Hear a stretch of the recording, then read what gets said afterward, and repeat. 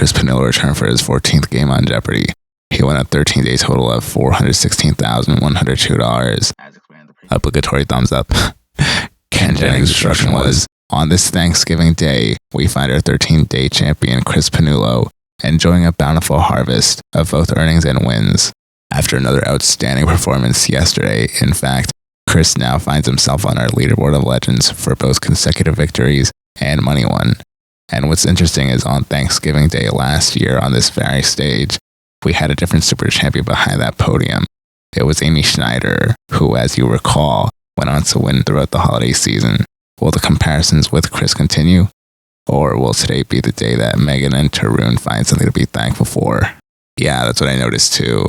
The only difference is Amy hadn't been a super champion just yet. In fact, she only won 7 games. However, if Cris wins today, he'll win 14, twice the number of Amy's games on this very day last year. Let's listen to Ken's anecdote in her 7th game. He continued by saying, she's now north of $200,000 in winnings. Can she harvest another victory on today's show? Or will it be Nancy or Jed who win the holiday with something a little extra to be thankful for? The day coincidences don't end there. He got both daily doubles. Cris got all 3 of the daily doubles. Cris got the first daily double, waited $5,000, got it right, and went to $13,200. Speaking of dates and coincidences, Tarun went to a few pubs named after people in history, 2 of whom were Tolkien and C.S. Lewis. C.S. Lewis died on the 23rd of November, which this game had a possibility of airing on, and this aired the 24th. Yeah, this had a possibility of airing on the 23rd because of how the Tournament of Champions format changed this year. And just to add to the Amy Schneider coincidences, there's an anecdote about pies. Megan Burr, a manager of film acquisitions originally from Guntersville, Alabama. Every single month for the last 4 years. What have you given the world, Megan? She answered, for the last 4 years, I've made at least 1, sometimes 2 pies every month. Ken asked, was this a new thing or have you always been a baker? She answered, so I've always been a baker. I was more of a cake person. I thought pie was too fiddly. And then I got really obsessed with Waitress the musical. And 2 different people gave me the pie recipe book. And since then, that's the only gift I get is just pie recipes. So I've just committed. As she said, I've just committed. Ken told her, but you didn't bring us a pie in a whimsical Waitress flavor. She answered, I mean, it wouldn't have committed well. Ken told her, fair point.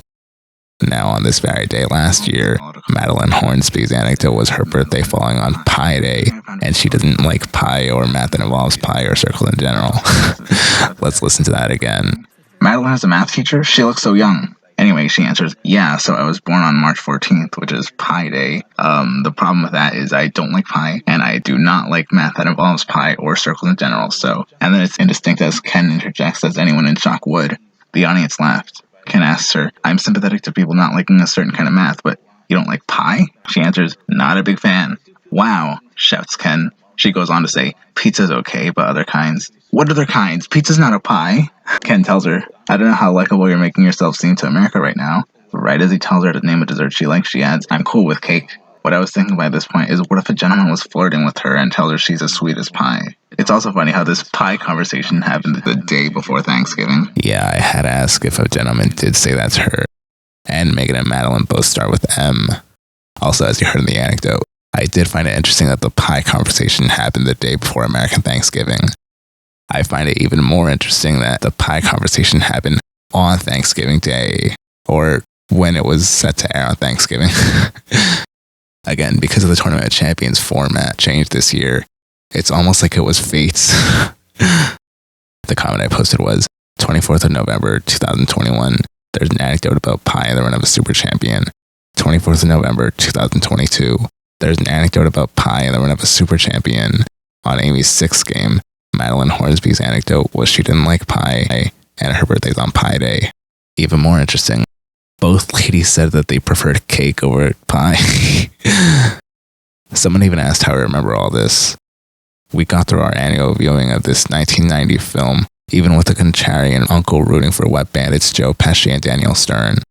The answer was obviously Home Alone. Now what bothers me is this was under the category, it's a Thanksgiving miracle.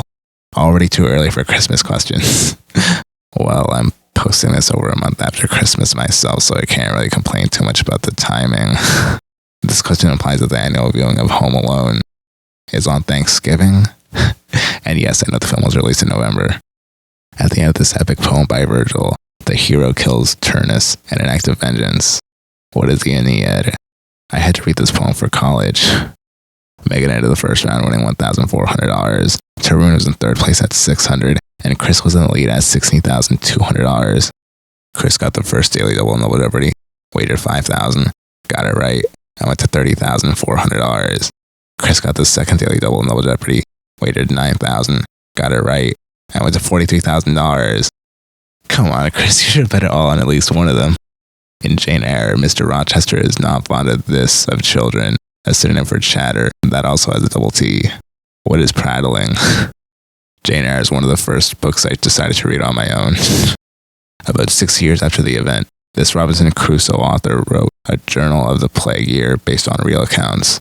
The answer was Defoe.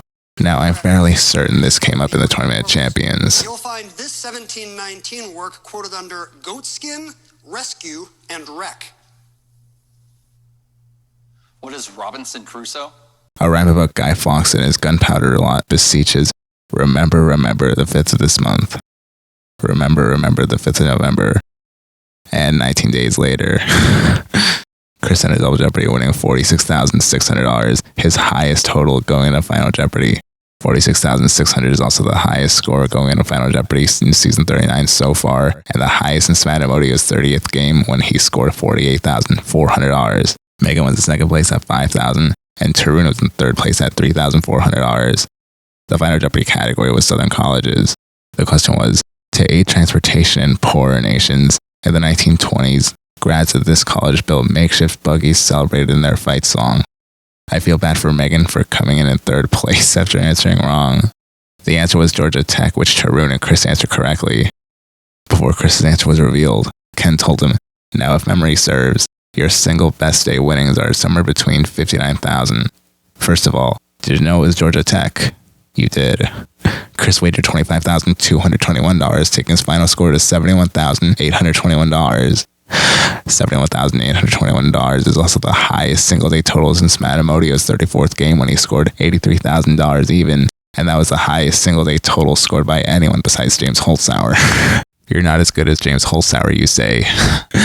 I'm not as good as James Holzhauer, Cris said in his second game. I also find it funny because Cris beat Amy Schneider's record on her 37th game, the score going to Final Jeopardy, and the score after Final Jeopardy. So the preamble when Ken mentioned Amy Schneider and asked if the similarities will continue, he ended up beating her record. He's now at a 14-day total of $487,923, beating Matt Jackson's 13-day record. Too cool. So since I mentioned records on Matamodio's 14th game and Mattea Roach's 14th game, since this is Chris's 14th win, I might as well mention something else I noticed that's kind of sad for me as a Jeopardy fan. Matt's 14-day total of $440,600 put him in 4th place for most money won. Chris's 14-day total of $487,923 puts him in 7th place for most money won. It's crazy how the top spots have been constantly updated over the past year and a half. I received a reply, all due to James Holzhauer utilizing the forced bounce mixed in with his gambling knowledge, which inspired today's players to utilize it, which is actually worth doing a video on its own. James Holzhauer style and the super champions that came after him imitating his style. And as always, thank you for watching.